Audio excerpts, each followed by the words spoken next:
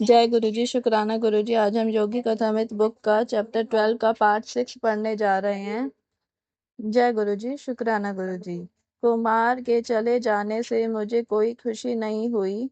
दुखी अंतकरण से मैं सोचता रहा कि जिसमें एक सिद्ध पुरुष का प्रेम जीत लेने की शक्ति थी, वह भी कितनी आसानी से संसार के प्रलोभनों में फंस गया। मनुष्य में सुरा और सुंदरी के उपभोग की नैसर्गिक लालसा रहती है। उनका आनंद लेने के लिए किसी सूक्ष्म बोध क्षमता की आवश्यकता नहीं रहती।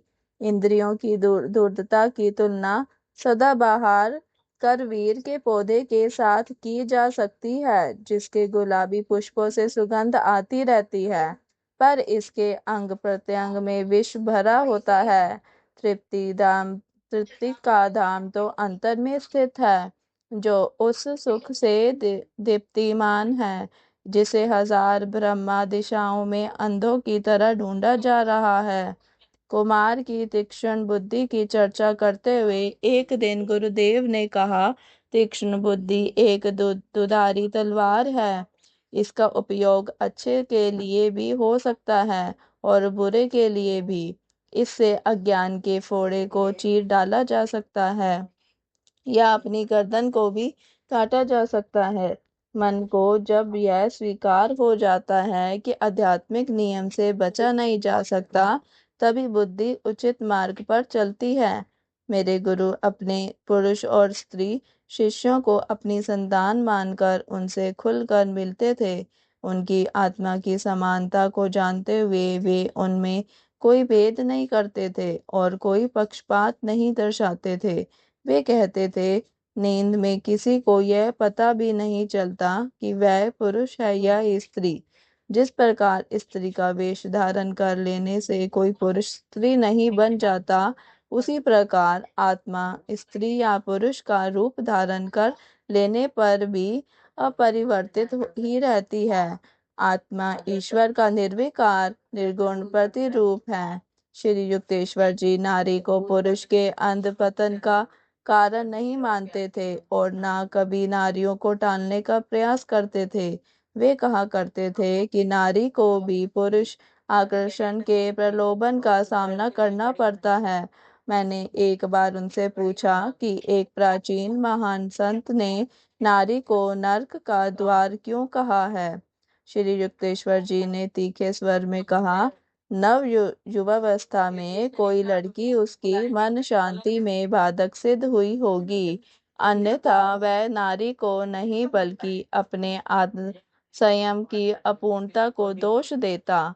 यदि किसी आगंतुक के विकारमयी बातों का संकेत भी देने वाली कोई कहानी आश्रम में बताने की दृष्टि कर नहीं दी, तो गुरुदेव उसकी ओर से ध्यान हटाकर मौन हो जाते थे। वे शिष्यों से कहते, सुंदर चेहरे के उत्तेजक चाबुक के प्रहार अपने ऊपर मत होने दो। इंद्रियों के दास जगत का आनंद कैसे ले सकते हैं? जब वे वासना के कीचड़ में रेंगते रहते हैं, तो जगत के सूक्ष्म रसों का आनंद उनकी पकड़ में आता ही नहीं। वासनाओं में आसन मनुष्य का विवेक खो जाता है।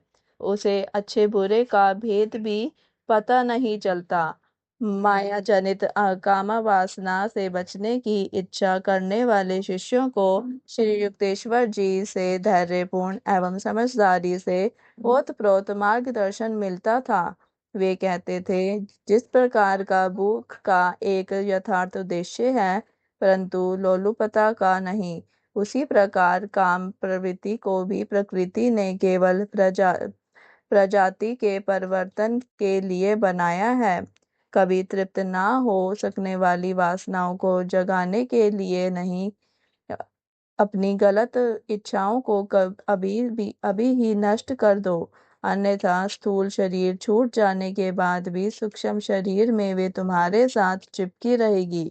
शरीर को रोक पाना भले ही कठिन हो, पर मन में निरंतर विरोध करते ही रहना चाहिए। यदि प्रलोभन निष्ठुरता पूर्वक तुम पर आक्रमण करे, तो साक्षी भाव से उसका विश्लेषण करके अदम्य इच्छा शक्ति के द्वारा उस पर विजय प्राप्त करो। प्रत्येक प्राकृतिक वासना पर विजय प्राप्त की जा सकती है। अपनी शक्तियों को बचा कर रखो।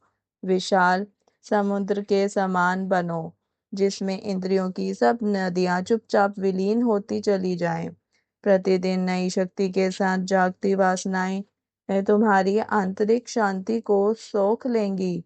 ये वासनाएं जलाशय में बने छिद्रों के समान हैं, तो प्राण मूलक जल को विषय विषय शक्ति के रेगिस्तान में नष्ट होने के लिए बहा देते हैं। मनुष्य को बाध्य करने वाला कुवासनाओं का शक्तिशाली आवेग उसके सुख का सबसे बड़ा शत्रु है। आत्मसंयम के सिंह बनकर संसार में विचरण करो। इंद्रिय दुर्बलताओं के मेंढकों की लातें खाकर इधर से उधर लुढ़कते मत रहो। सच्चा साधक अंततः नैसर्गिक वासनाओं की विवशता से मुक्त हो जाता है। मानवीय स्नेह की अपनी आवश्यकता को वह उस ईश्वर की लालसा में बदल देता है जो एकमात्र प्रेम है, क्योंकि वह सर्वव्यापी है। श्री युक्तेश्वर जी की मातृश्री काशी के राणा महल मोहल्ले में रहती थी, जहां मैं अपने गुरु से मिलने प्रथम बार गया था। वे करुणामय और दयालु थी, परंतु सुनिश्चित मतों की भी थी। एक दिन मैं उनकी बालकनी में खड़ा माँ बेटे को वार्तालाप करते देख रहा था। अपनी शांत तर्कसंगत पद्धति से श्री युक्तेश्वर जी उन्हें कोई बात समझाने का प्रयास कर रहे थे, परंतु वे उसमें सफल होते प्रतीत नहीं हो रहे थे, क्योंकि माता जी जोर जोर से सिर हिलाकर विरोध कर रही थी। नहीं नहीं मेरे बेटे, अभी तुम चले जाओ। तुम्हारा ज्ञानोपदेश मेरे काम का नहीं है।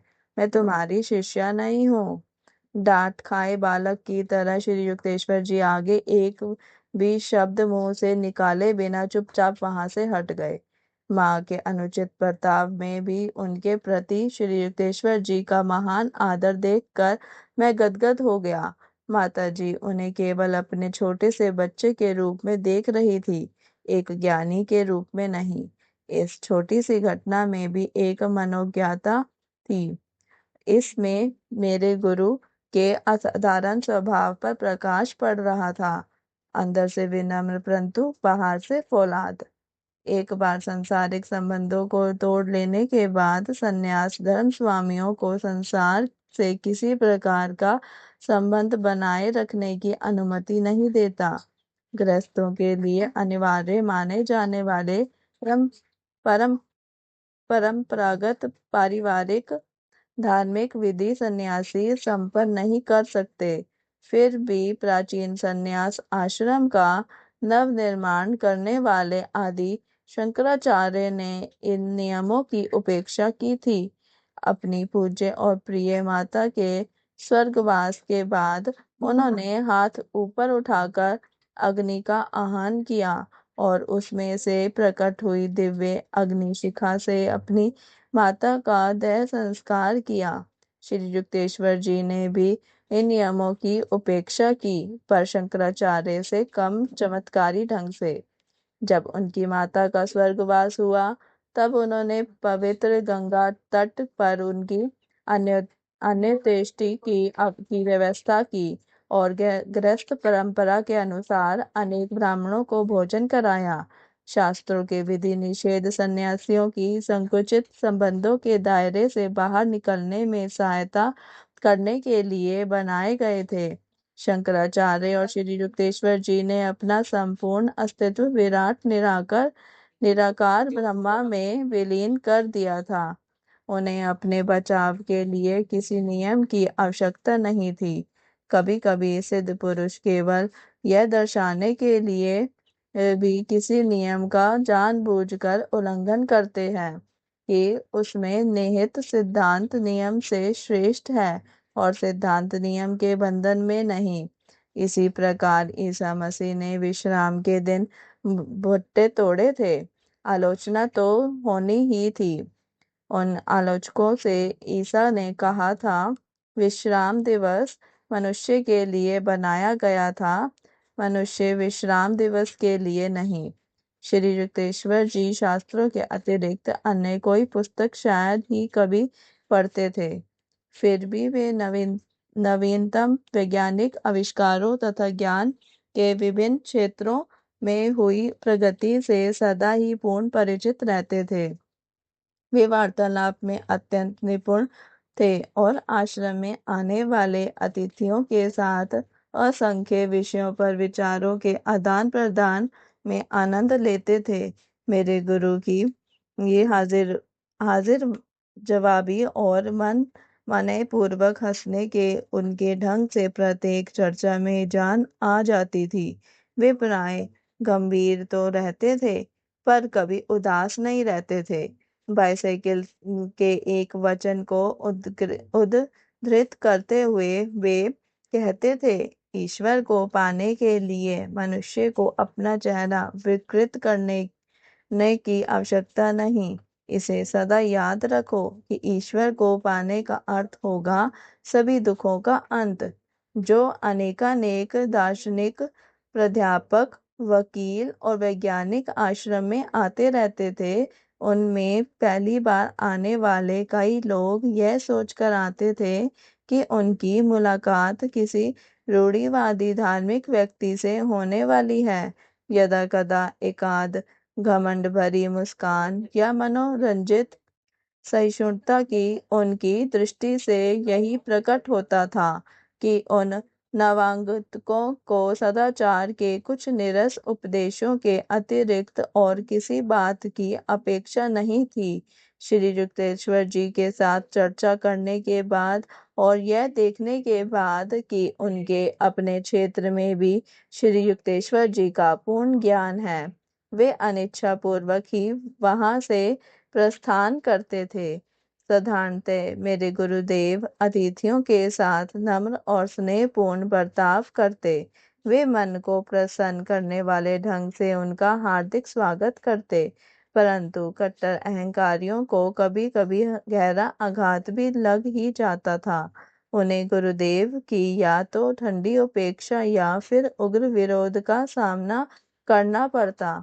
बर्फ या लोहा। एक बार एक विख्यात रसायन शास्त्री श्री युक्तेश्वर जी के साथ तर्क युद्ध में भिड़ गए।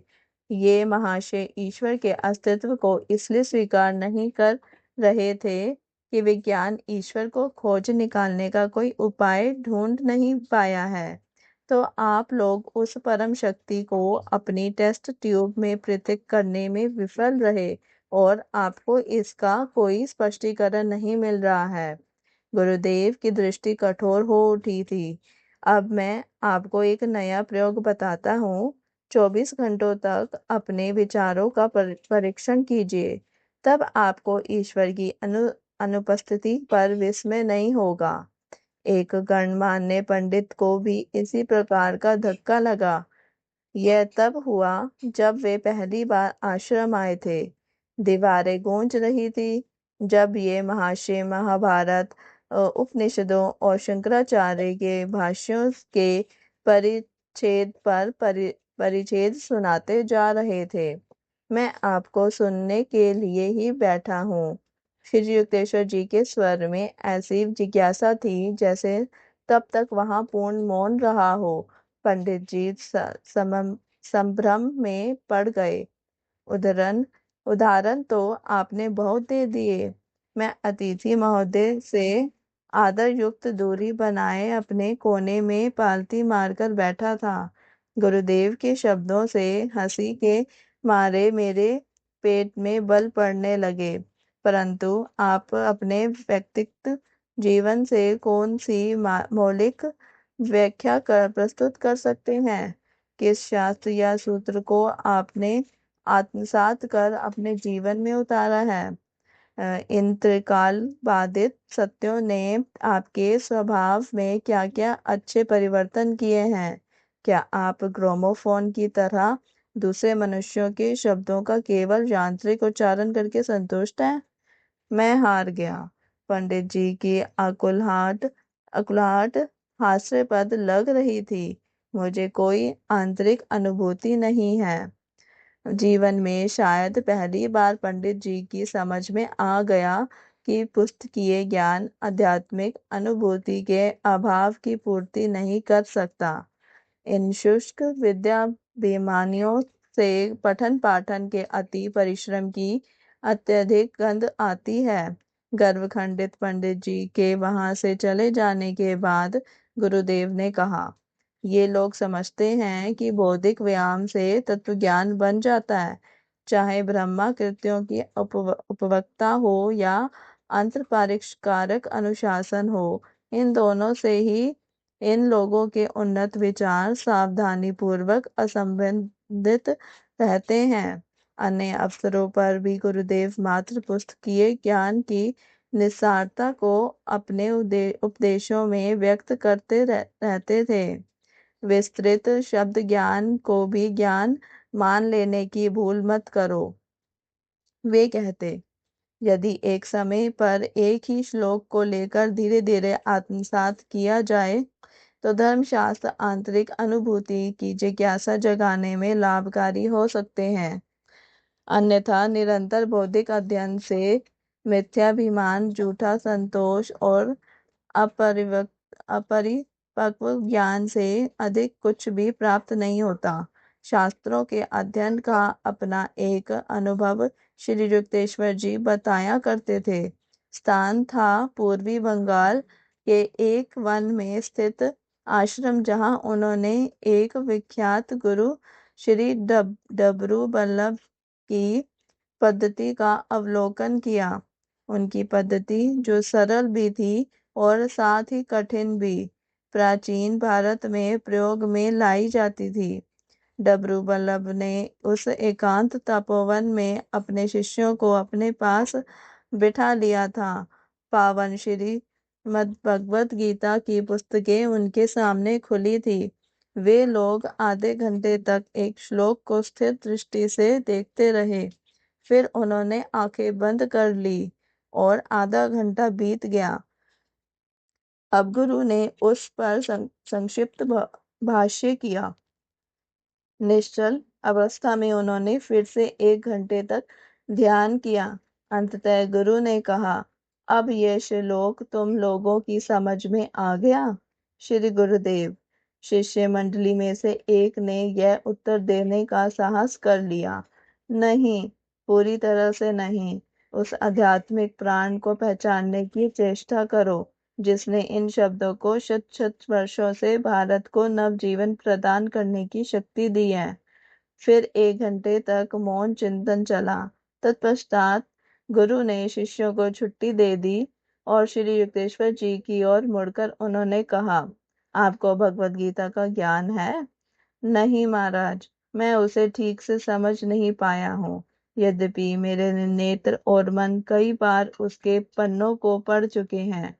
सैकड़ों लोगों ने आज तक मुझे इससे भिन्न उत्तर दिया। महात्मा श्री युक्तेश्वर जी को आशीर्वाद देने की मुद्रा में मुस्कुराए। यदि शास्त्र संपदा के ब्रह्मा प्रदर्शन में ही कोई व्यस्त रहे तो अमूल्य रत्नों के लिए अंतर में डुबकी लगाने का समय ही कहाँ बचता है। श्री युक्तेश्वर जी स्वयं अपने शिष्यों को भी इसी एकाग्रता के तीव्र पद्धति से अध्ययन कराते थे। ज्ञान आंखों से नहीं, अणु परमाणुओं से आत्मसात किया जाता है। वे कहते, सत्य जब सत्य का तुम्हारा ज्ञान केवल तुम्हारे दिमाग में न रहकर तुम्हारे संपूर्ण अस्तित्व में समा जाएगा, तभी तुम उसके अर्थ के बारे में कुछ कह सकते हो।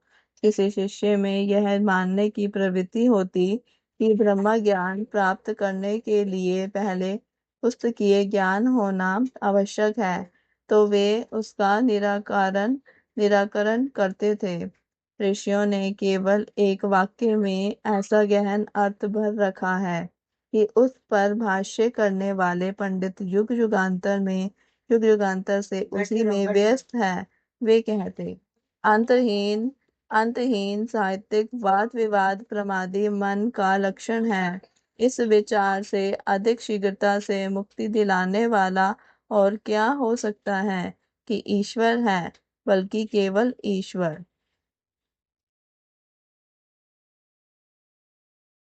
जय गुरु जी, शुक्राना गुरु जी। इसी के साथ इसी चैप्टर का ये पार्ट समाप्त होता है। कल हम इसका अगला पार्ट पढ़ेंगे। जय गुरु जी, शुक्राना गुरु जी। मेरी वॉइस में अगर किसी को अच्छा लगे तो चैनल को शेयर करें और वीडियो को लाइक करें और वीडियो को शेयर भी करें। बाकी चैनल को सब्सक्राइब करना ना भूलें। जय गुरु जी, शुक्राना गुरु जी। ओम नमः शिवाय। शिव जी सदा सहाय। ओम नमः शिवाय। गुरु जी सदा सहाय।